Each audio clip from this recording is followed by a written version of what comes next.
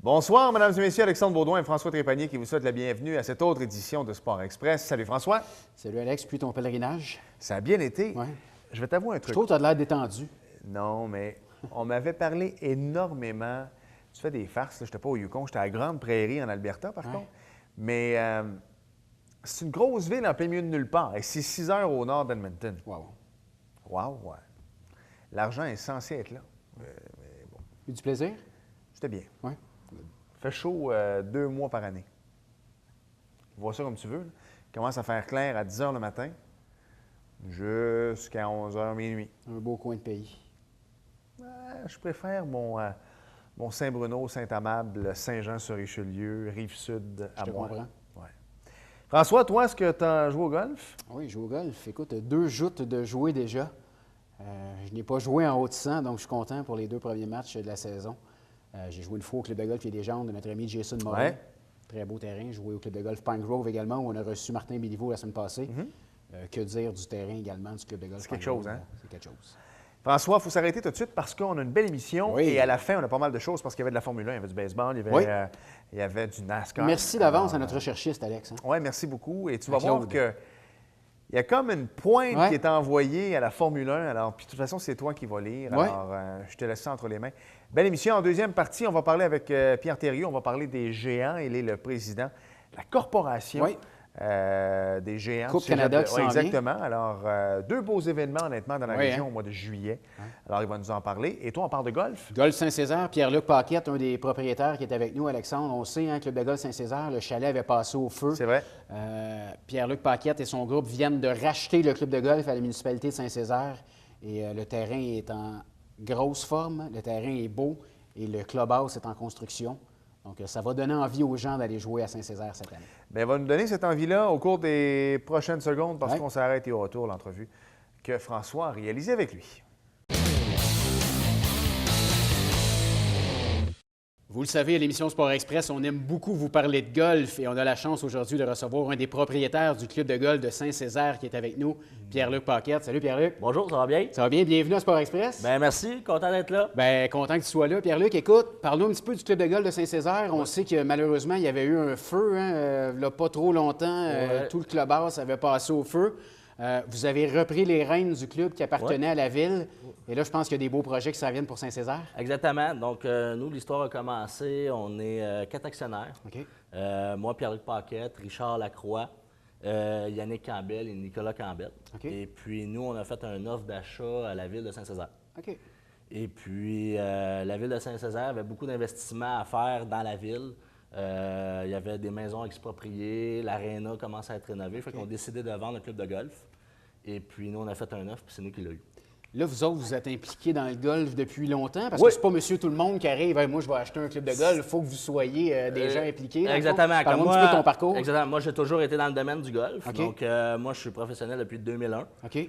Et puis, j'ai été 3 ans pro à Farnham et OK. puis 2 ans directeur général à Napierville OK. avant de partir à mon compte. OK. Et puis, on a commencé avec un petit champ de pratique à Bedford. On s'est associés.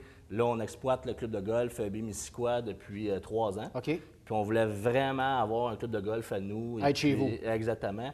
Puis, surtout, le club de golf Saint-Césaire, c'est un club de golf, son emplacement est incroyable. Il est près de la Rive-Sud, il est près de Là, je Sainte-Hyacinthe. te le dis, l'émission est diffusée partout sur la rive sud de Parfait. Montréal. Il y a beaucoup de golfeurs qui Ouais. aiment découvrir de nouveaux terrains. Brossard a fermé, donc c'est une très ça. belle alternative. Exactement. Tu sais, on est simplement on est à 20 minutes de Brossard. Ouais. On est près de Sainte-Hyacinthe, on est près de Granby aussi. Donc, son emplacement est vraiment incroyable pour ça. Puis c'est un beau parcours. C'est vraiment accès à tout le monde. tu sais. Ouais, les gens qui n'ont jamais joué, parle-moi un petit peu, qu'est-ce qu'on va retrouver sur le terrain? C'est- Beaucoup d'eau, beaucoup de sable, un mélange de tout. Je dirais que le principal atout de ce terrain de golf-là, c'est que ça a été très bien dessiné. Ça a été OK. dessiné par Graham Cook. Oui, qui est très Et reconnu. puis, hein? exactement. Et puis, c'est que peu importe le niveau de golfeur, le golfeur va adorer jouer. Il va jouer tous ses bâtons. OK. Donc, autant des traites en arrière, qui est vraiment pas facile, autant que des têtes blancs, c'est plus facile. On joue tous ses bâtons. Puis c'est beaucoup, un terrain à Target Golf. OK, beau challenge. Exactement. Il y a l'air de rien comme ça, mais rate pas le green parce que... Ça se peut que tu sois en problème. Exactement. Les doubles viennent vite. Pierre-Luc, parle-moi un petit peu. On sait que le chalet, le clubhouse, avait Oui. passé au feu, malheureusement. Ouais. Êtes-vous en train de reconstruire? Oui, Est-ce qu'il y a des exactement. projets de- Donc, la construction va très bien. OK, c'est commencé? Oui, exactement. Donc, il va être prêt à la mi-juillet. OK. Et puis non, déjà, les fondations, toutes les murs sont montés. Je pense demain, justement, ils font le J-Proc. OK. Et puis, c'est l'ouverture, on prévoit l'ouverture vers la mi-juillet. OK. Et puis, c'est un clubhouse vraiment conçu aux besoins du golf aujourd'hui. OK. C'est-à-dire? Ben, c'est que souvent, la problématique quand on dit que l'industrie va mal au golf, Ouais. c'est pas nécessairement vrai. C'est point de vue, souvent, les clubs de golf perdent beaucoup d'argent avec la restauration. OK. Mais nous, on a vraiment bâti un clubhouse aux besoins d'aujourd'hui. OK. Donc, on a une pro shop, vestiaire, on a un restaurant 120 places OK. avec une terrasse 3 saisons qui peut avoir 120 Ah, places, ça, c'est bien. qui communiquent ensemble. OK. Et puis, non, au goût du jour, ça va être tout neuf. Donc, Et- les non-golfeurs de Saint-Césaire vont quand même pouvoir aller manger au club. Exactement, il va y avoir une bonne table. Et puis, surtout, nous, moi, je suis dans l'industrie du golf, puis je suis beaucoup un gars à tournois. OK. Donc, beaucoup de tournois corporatifs qu'on a bâtis à Venise, en Québec, puis qu'on veut poursuivre là-bas. J'ai pas besoin de te demander si vous êtes ouvert à l'organisation des tournois à Saint-Césaire. Exactement. Et puis, c'est vraiment notre créneau. Et puis, avec ça, ça va être l'idéal là, pour recevoir tous les groupes de 40 personnes jusqu'à 144 personnes. Qu'est-ce que ça prend pour accueillir un bon groupe de golfeurs? là? Tu sais, quand on parle d'un 150 golfeurs Ouais. et plus, vous devez être bien équipés. Là. Oui, exactement. C'est que ce que ça prend, surtout, c'est vraiment une ambiance conviviale. OK. Faut que les gens sentent qu'ils sont bien reçus. Et puis, il faut se donner en tête qu'un tournoi de golf, les gens sont là pour avoir du plaisir. Ouais. Donc, on s'arrange pour qu'il y ait une belle journée. Dans le fond, c'est beau parcours, Ouais. bien manger à la fin.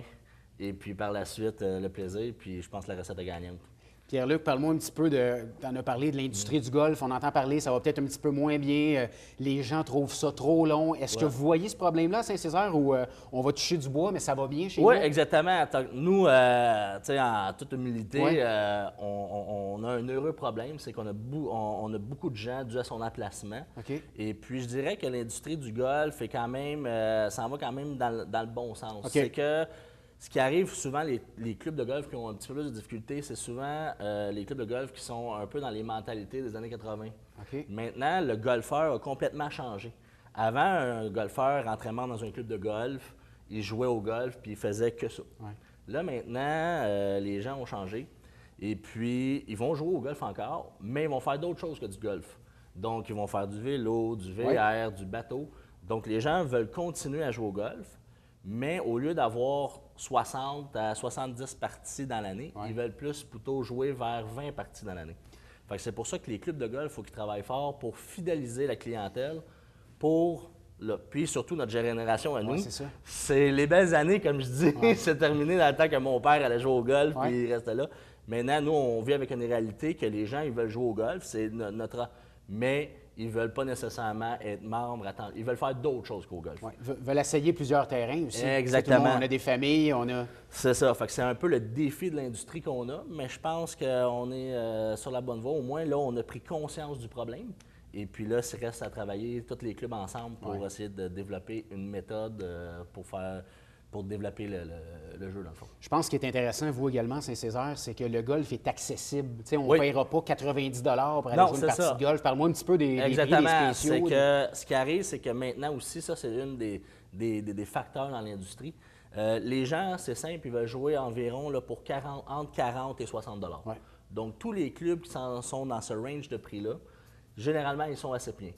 Ceux qui ont un petit peu plus de difficultés sont les clubs qui veulent aller un petit peu plus haut, comme 80, 90 $. Surtout, on sait, hein, les activités touristiques, tout est de plus en plus cher. Oui. C'est exactement. Fait que Puis nous, quand on a fait notre offre à la ville, comment est-ce qu'on a fixé le prix? On avait deux objectifs. La première, c'est qu'on voulait garder la même qualité de parcours parce que l'an passé, là, le parcours il était en excellente condition. OK. Puis deuxièmement, c'est qu'on voulait garder les mêmes prix. OK. Fait qu'on est arrivé à un montant, un projet pour faire en sorte que les prix soient vraiment dans ce range-là et par la suite aussi que garder la même qualité de parcours, là, qui est bien important. Parlons un petit peu, Pierre-Luc, rapidement, la réaction des résidents de Saint-Césaire. Est-ce que les gens ont répondu à l'appel quand même si ça appartient un peu à la ville? Oui. Parce que je sais que ça avait fait jaser beaucoup là, dans le coin de Saint-Césaire. C'est sûr. Puis quand, au début, les gens ne nous connaissaient pas. Ouais. Et puis, on est quand même des personnes là, de golf. On connaît un peu Vous êtes reconnus, vous connaissez la game. Exactement. Puis, quand on a déjà fait les premières rencontres, le fit s'est bien fait. OK. Donc, les membres sont contents d'avoir ça, parce que c'est sûr qu'une ville, c'est un petit peu moins, c'est moins personnel. Ouais. Là, c'est vraiment nous. Puis nous, notre avantage avec notre équipe, c'est que c'est nous qui opère le golf. OK. C'est moi qui est en arrière du comptoir. Tu vas répondre aux clients. Là. Exactement. Je suis toujours là. Je suis accessible aux clients. Mon partenaire, Nicolas, c'est lui qui est comptable. Yannick sur le parcours. Donc, on est vraiment dans le pouls. Vous mettez la main à la pâte. Exactement. Vous n'êtes pas des propriétaires qui sont jamais là. C'est ça. Nous, c'est notre passion. Ouais. Puis, c'est nos bébés, comme je dis. Fait que nous, moi, c'est pas du travail pour moi d'aller au club ou au golf à tous les jours. Puis, vraiment, puis on est des gens qu'on veut une bonne atmosphère au club de golf. Okay. Ça a toujours été notre force au club de golf à Venise. La principale, c'est que les gens viennent chez nous parce qu'ils se sentent bien chez nous. Ouais. Puis, on veut exactement amener la même chose à Saint-Césaire. Puis, jusqu'à maintenant, c'est sûr que c'était au début, ouais. mais ça va assez bien. As-tu le temps de jouer un peu? Ah, ça, si tu veux jouer au golf, travaille pas là-dedans. C'est vrai, hein? C'est vraiment... j'essaie de jouer ma petite partie le vendredi après-midi, mais j'en saute. Mais j'aime bien ça encore jouer. C'est sûr que par contre, le score est moins bon un peu. Une passion reste une passion. Hein? C'est ça, exactement. Pierre-Luc, en terminant, il nous reste 30 secondes. Si tu veux Oui. lancer l'appel aux gens, j'imagine que vous avez un site web, page Oui, Facebook que les exactement. gens peuvent vous suivre. Oui, donc j'invite tous les golfeurs à venir nous visiter. Donc, vous pouvez aller voir le site internet www.golfsaintcésaire.com. Bien important de réserver assez tôt pour vos départs. Ouais. Les disponibilités sont à la dernière minute, c'est plus difficile, mais on vous invite à venir. Et puis, ça va nous faire plaisir de vous recevoir et ça va être moi qui va vous recevoir à l'avant. Également pour les organisateurs de tournois, il reste de la place exactement. cet été. Et c'est là, les tournois que nous débutent à la mi-juillet parce que dû que la base va être construite. On a déjà plusieurs tournois, mais petits groupes, tu sais, des fois juste 30-40 veulent jouer une partie de golf, un bon repas. C'est la place idéale. Pierre-Luc, écoute, merci beaucoup d'être venu nous parler du club de golf Saint-Césaire à Sport Express. Oui. Ça donne envie d'y aller, puis je te confirme qu'on va y aller. Bien, parfait. Puis on te recevra encore l'an prochain, faire un petit bilan de la première année. Oui, ça va me faire plaisir. Parler peut-être des petites nouveautés sur le terrain l'an prochain. Parfait. Merci, Pierre-Luc. Merci.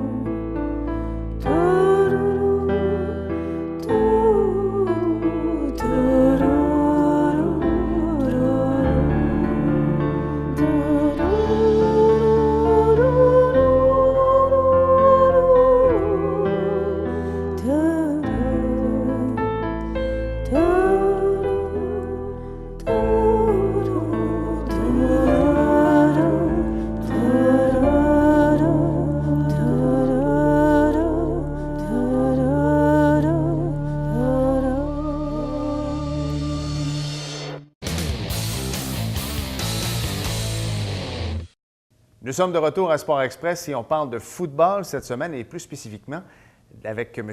Pierre Thériault qui est là pour nous parler un peu de plein de belles choses qui s'en viennent, mais il est le président de la Corporation des Géants du Cégep de Saint-Jean-sur-Richelieu. Pierre, bonjour. Bonjour. Pierre, d'abord, toujours sur la frénésie du bol d'or parce que ça a été toute une saison pour vous.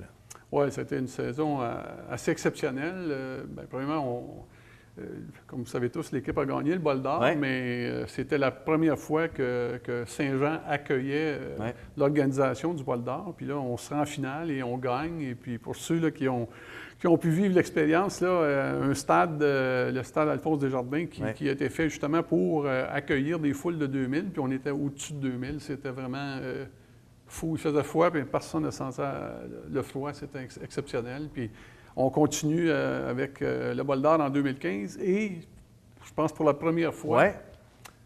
on a une troisième année. Donc 2016. Oui, donc on a du pain sur la planche. On a de l'ouvrage au moins pour quelques années encore. C'est vrai qu'on a un beau stade, il faut se le dire. D'ailleurs, il faut lever notre chapeau quand même à Dave Turcotte parce qu'il a été quand même un homme qui a travaillé fort pour ce stade-là également. Mais au-delà de tout ça, la saison 2014, ça a été une saison. Est-ce que vous avez ressenti un peu de pression? J'en ai parlé avec Alex, puis de l'extérieur, des fois, parce qu'on avait le bol d'or, on voulait le remporter, c'est sûr. Ça devient un porteur de ballon qui a brisé des records également. Ça a été de A à Z une réussite sur toute la ligne. Oui, mais tu sais, des fois, les choses s'alignent, les astres s'alignent, puis c'était peut-être un peu ça. C'est un travail, c'est un tout, tu sais, je veux dire, nous, la Corpo, notre rôle, c'est d'aider l'équipe du côté du financement. Et puis, on a une belle organisation, des bons membres. On travaille de concert avec le cégep là-dedans. Puis, on est là pour aider justement Alex et son équipe. Ouais. On essaie de leur rendre la tâche la plus facile possible. Et puis, je pense qu'Alex, comme instructeur à temps plein, nous permet, je pense, de monter d'un cran, si on veut. Là. On le ressent dans le recrutement. Ça fait, je pense, plus professionnel. Puis ça n'a rien à faire avec le monde qui est allé avant. Mais quand tu fais ça à temps partiel, tu n'es pas capable d'accomplir ce que quelqu'un à temps plein. Puis Alex a pu faire du bon recrutement. On avait une équipe de coaching qui était aussi bonne que n'importe où ailleurs dans la province, peut-être même meilleure que beaucoup. Puis ça se reflète dans notre recrutement, puis ça s'est reflété dans notre année, la préparation, la motivation des joueurs. Je suis certain qu'il y a des jeunes qui finissaient, puis de savoir qu'on a le bol d'or pour la première fois, puis on a la chance de remporter ça ici. Un 10e bol d'or, d'ailleurs, un 10e bol d'or pour Saint-Jean. Donc, c'était un tout. Puis je pense que, tu sais, tout s'est aligné comme il faut, puis on a pu vivre une expérience incroyable. Pierre, je suis un passionné de football, j'ai vu des matchs de géants également, mais je ne suis pas de la région et je n'ai pas été étudié au cégep de Saint-Jean-sur-Richelieu. Donc, à la limite, je ne savais même pas qu'il y avait une corporation des géants. Ça mange quoi en hiver? C'est quoi votre rôle exactement? Bien, ça donne bien, hein, parce que moi, je ne suis pas un gars de la région. Je viens du Témiscamingue. Je n'ai pas étudié au cégep de Saint-Jean. Donc, moi, je suis un passionné de football. Puis, je me suis embarqué dans la région. J'ai commencé à coacher dans la région. Puis, n'ayant pas le temps pour coacher, parce qu'on s'entend que c'est des heures, je me suis impliqué dans la Corpo. La corporation, dans le fond, c'est très, très simple. Hein? On est là, nous, pour, comme je disais tantôt, c'est vraiment s'occuper des finances de l'équipe. On parle d'un budget qui est d'au-dessus de 200 000 par année. Wow. C'est quand même, pour ceux là, qui s'impliquent dans des équipes, là, vous allez voir que c'est de la grosse argent. Et on sait tous là, dans le système d'éducation, de la santé, etc., il y a des coupures. Puis, nous, on espère que ce qu'on va être capable de faire, c'est de garder le même niveau de budget et même l'augmenter, parce qu'à chaque année, on travaille, on essaie d'impliquer les gens d'affaires de Saint-Jean comme commanditaires, comme partenaires, puis surtout, puis donc on veut continuer à être capable d'offrir ça. Puis là, on a un paquet de choses, on a des tirages, on a un tournoi de golf qui s'en vient. On a plusieurs activités qui nous permettent d'être capables de rencontrer nos demandes budgétaires. De toute façon, tant si longtemps qu'il y aura du sport dans les écoles, ça va garder les étudiants sur les bancs d'école également. C'est des gens peut-être qui auraient décroché, mais qui, pour le football ou pour leur passion dans le sport, vont décider de rester à l'école, ce qui va faire que notre relève va être assurée aussi, peu importe la sphère de la société. Mais moi, c'est une grande fierté, là, parce que tantôt, je mentionnais, c'est des étudiants athlètes et non des athlètes étudiants. Puis, je revois des joueurs qui reviennent, souvent, c'est un cycle de 5 ans là, après avoir terminé le cégep, ils reviennent à Saint-Jean. Puis là, il y en a là-dedans qui vont me dire, j'aurais pas de diplôme universitaire, moi. Ça ne veut pas dire qu'il n'aurait pas réussi dans la vie, mais il aurait lâché les études pour faire d'autres choses. Ouais. Et le football l'a gardé là-dedans, l'a motivé, sachant que, parce que nous, ceux qui ne rencontrent pas les standards académiques ne jouent pas. C'est vrai. Donc, s'ils veulent aller à l'université, ben c'est la même chose. Puis, donc, ils ont un diplôme à obtenir au cégep. Puis ça, c'est une grande fierté de voir ces jeunes-là qui vont, pour la plupart, ne pas être des joueurs de football professionnels, mais moi, j'ose croire que ça va être des meilleurs jeunes. Définitivement. Parce qu'ils ont appris à vivre en société, ils ont appris à travailler en équipe, etc. Puis je pense que ça se reflète ça. Puis c'est pas juste le football, c'est le sport en général. Et surtout le sport avec les garçons, parce que si les statistiques le prouvent, là, les jeunes garçons décrochent beaucoup plus que les filles. Puis L'école le est sport mal- les ouais. garde souvent aux études. C'est fantastique. Je sais parce qu'à mon époque, j'ai 37 ans, le sport-études n'était pas aussi fort qu'aujourd'hui. Les écoles étaient mal faites pour les gens, tu sais, qui voulaient... Tu avais le ballon chasseur, là, mais des fois, tu n'avais pas d'autre chose non plus. Pierre, le fait d'avoir organisé le Bol d'Or, ce qui fait en sorte qu'on rencontre des gens, ça c'est sûr et certain. Et en rencontrant des gens, on peut créer de belles choses. Il y a 2 très, très beaux événements qui s'en viennent. La Coupe Québec, la Coupe Spalding, j'aimerais ça que tu nous en parles un petit peu.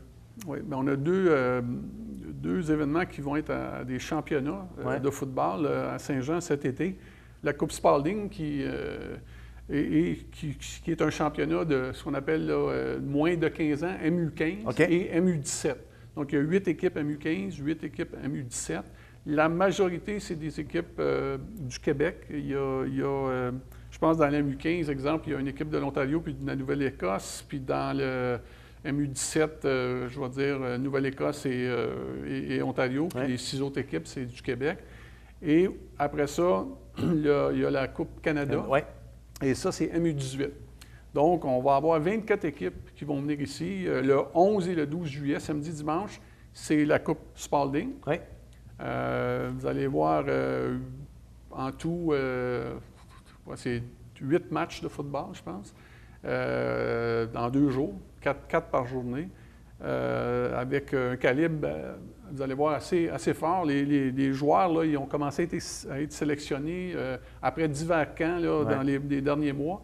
Et la Coupe Canada, bien ça, c'est des jeunes qui sont plus vieux qui, pour la plupart, vont dans un an être au cégep ou dans le reste du Canada, ils vont se retrouver à l'université parce Ouais. qu'il n'y a pas de C'est vrai. cégep. Et encore là, 8 autres équipes, 2 du Québec, l'Ontario, le Manitoba, le Saskatchewan, l'Alberta, la Nouvelle-Écosse. Donc, gros calibre. Ceux qui sont des amateurs de football, qui veulent voir un beau spectacle dans un très beau stade, le stade Alphonse Desjardins, déplacez-vous, ça vaut la peine. Les billets, là, je n'ai pas les prix exacts, mais je vais vous dire, ça va être style une quinzaine de dollars pour la journée. OK. Pour voir 4 matchs, là, c'est incroyable. Donc, on a le samedi et le dimanche, la Coupe Spalding. Le lundi, le jeudi et le dimanche, la Coupe Canada. Ils ont 2 jours de repos là, entre chaque match. Et pour finir le dimanche avec les finales. Donc, OK. un très beau spectacle là, de foot. Et c'est là qu'on va se rendre compte, pour les gens qui ne sont pas habitués de voir ça, à quel point le football est en santé, que ce soit collégial ou universitaire. On a du bon football au Québec, au Canada, mais on peut le voir dans la Ligue canadienne de football, de plus en plus de non-québécois qui... Oui. tiens, un petit gars de Saint-Jean, Simon Charbonneau-Campo, qui a remporté la Coupe Grey l'an passé. Luc Brodeur-Jourdain, Ben, qui a fait partie des géants également. Est-ce qu'il vient vous voir des fois? Oui, il est toujours là pour nous aider là, quand il peut. Là. Il vient des fois à des camps, etc. Là, puis quand on a besoin des petits objets pour des encans, ils sont très généreux là, Il est là. de leur temps. Puis c'est des anciens géants, les deux. Oui, c'est vrai. Les deux. Donc, C'est bien de voir ça. Bien, Pierre, merci beaucoup. Bel été. Puis au plaisir de se revoir au terrain pour la prochaine saison des Géants. Merci. merci.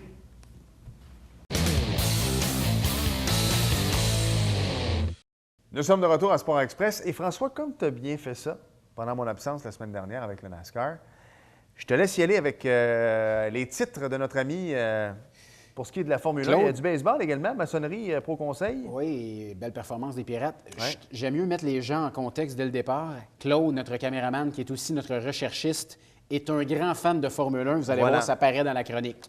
Donc, dimanche dernier, il a présenté le Grand Prix du Canada sur le circuit Gilles Villeneuve de Montréal. Le détenteur de la pole, Lewis Hamilton, a remporté sans François, surprise. tu sais, déjà, là, circuit Gilles Villeneuve. Oui, Tu sais, non, mais c'est un vrai nom. Tu sais, c'est pas comme dans le NASCAR. ouais, Lewis qui a mené la compétition d'un bout à l'autre sans réelle compétition. Le seul divertissement de la journée revient à 2 pilotes d'écurie qui ont dû partir en queue de peloton. Felipe Massa sur Williams, parti 15e, a terminé 6e. Et Sébastien Vettel sur Ferrari, qui a pris le départ en 18e, a remonté en 5e place. Ils ont ainsi rejoint leurs coéquipiers à leur position habituelle en tête de peloton. La Marmotte, elle, a réussi à survivre au Grand C'est Prix, vrai? Alex. C'est vrai qu'on a vu la marmotte. Oui. On va parler de quelque chose de peut-être plus intéressant, les Pirates Maçonnerie Pro Conseil de Saint-Jean. Lewis Hamilton. Qui a terminé deuxième? Et je pourrais pas dire. Nico Rosberg. Et voilà. Voilà. Le troisième, par contre, Bottas. Bottas. Donc, les Pirates, 3 matchs locaux des Pirates étaient présentés ce week-end au parc Richard-Lafontaine, au stade. Jeudi, les Pirates ont perdu 10-7. Samedi, le 6 juin, ils ont défait les Brewers de Sainte-Thérèse 9-7. Et dimanche dernier, victoire de 10-2, Alex, contre les Blue Sox de Thetford Mines. Donc, les Pirates ont maintenant une fiche de 7 victoires et 3 défaites. Quelle saison jusqu'à maintenant. Les 3 prochains matchs des Pirates seront sur la route. Vendredi contre les Expos Sherbrooke. Samedi, un programme double aux Cascades de Shawinigan à compter de 17h. Yes! Il y avait du NASCAR? Il y a du NASCAR en fin de semaine, François. Donc, dimanche dernier, t'es présenté la 14e épreuve de la série Sprint de NASCAR. C'était le Axalta We Paint Winner 400. Oh boy. À Pocono, hein? à Pocono Raceway de Long Pond, en Pennsylvanie. Alors non, ce n'est pas Jimmy Johnson qui a remporté la course, c'est Martin Truex Jr., bien connu dans sa famille, qui l'a fait après avoir mené 97 tours des 160. Wow. C'est quand même plus que la moitié. Hein, quand même. Donc, lui non plus n'a pas été trop inquiété. Parce que tu sais qu'au NASCAR, il y a souvent des arrêts au puits. Fait que finalement, si tu raboutes tout ça, François, il a mené de bout à l'autre. Ben oui, franchement. Ben oui. Kevin Harvick a terminé la course 2e et Jimmy Johnson a dû se contenter de la 3e place. Oh, Jimmy. Joey Logano et Kurt Busch complètent le top 5. Alors, le classement des pilotes, après 14 courses, c'est la même affaire que la semaine passée. Il n'y a rien de changé. Fait que, tu sais, il chiale sur la Formule 1, mais il n'y a rien de changé. Donc, Harvick est premier. Truex Jr., toujours bien connu dans sa famille, est 2e. Jimmy Johnson est 3e. Joey Logano est 4e. Et Dale Earnhardt Jr. est 5e. Et Martin Truex Jr. ajoute son nom à la liste, donc des pilotes qualifiés d'office pour la Sprint. Bien connu dans sa famille. Oui, exactement. Alors, la prochaine course, ce sera dimanche, le 14 juin à 13h. Ce sera le Quicken Loan 400 en direct du Michigan International Speedway de Brooklyn au Michigan. Et il y a quelqu'un qui a mis son nom dans le livre de la PGA en fin de semaine. Tiger Woods. Oui, il a joué 85, mais il y en a un qui a remporté sa première victoire au Memorial. Oui, c'est quoi son nom déjà? Je l'oublie. David... Oui, il y a un nom, en tout cas. Legrit, ça ressemble à ça. Quelque chose comme ça. Quoi qu'il en soit, ça a été sa première victoire. Au moins, il a remporté, c'est pas contre Justin Rose. Justin Rose. Exactement. En prolongation. En prolongation. François, il faut arrêter. Merci. Merci, Alex. Merci à vous d'avoir été là. Prochaine, hein? Dernière de la saison. Oui, c'est déjà confirmé. On revient en septembre, peut-être en HD. On espère. Ça fera quelque chose. Merci d'avoir été là. Salut. À la semaine prochaine. Bye bye.